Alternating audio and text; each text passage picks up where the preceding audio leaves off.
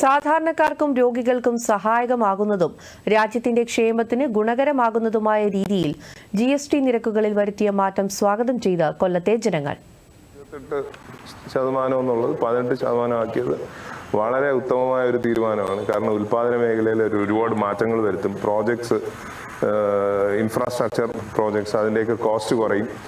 പിന്നെ ഈ ഉൽപാദന മേഖലയിൽ ഇത്തരം പുതിയ പ്രോജക്റ്റ് വരുമ്പോൾ സ്വാഭാവികമായിട്ടും തൊഴിൽ കൂടും. ഒരുപാട് പേർക്ക് പുതിയതായിട്ട് ജോലി കിട്ടും. ജോലി ഇല്ലാതെ കഷ്ടപ്പെടുന്ന ഒരുപാട് ചെറുപ്പക്കാരുണ്ട് ഇവിടെ.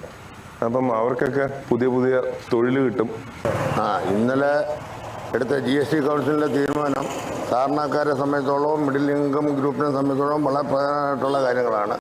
അതേമാതിരി 1200 CC വരെ ഉള്ള കാറുകൾ, മോട്ടോർ ബൈക്ക്, 2 വീലർ, 3 വീലർ ഇതെല്ലാം GST 5% മാറ്റി, 15% നിന്ന് 5% മാറ്റി. അങ്ങനെയുള്ള ഒരുപാട് ഗുണമായിട്ടുള്ള കാര്യങ്ങൾ സാധാരണക്കാർക്കും സമൂഹത്തിൻ്റെ താഴെക്കിടയിലുള്ള ആളുകൾക്കും അത് ഒരുപാട് പ്രയോജനം ഉണ്ടാവും.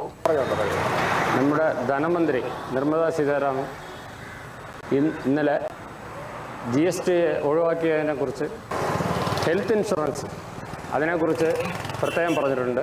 അതായത് സാധാരണ ജനങ്ങൾക്ക് പ്രയോജനപ്പെടുന്ന രീതിയിൽ ഹെൽത്ത് ഇൻഷുറൻസ് GST ഒഴിവാക്കി.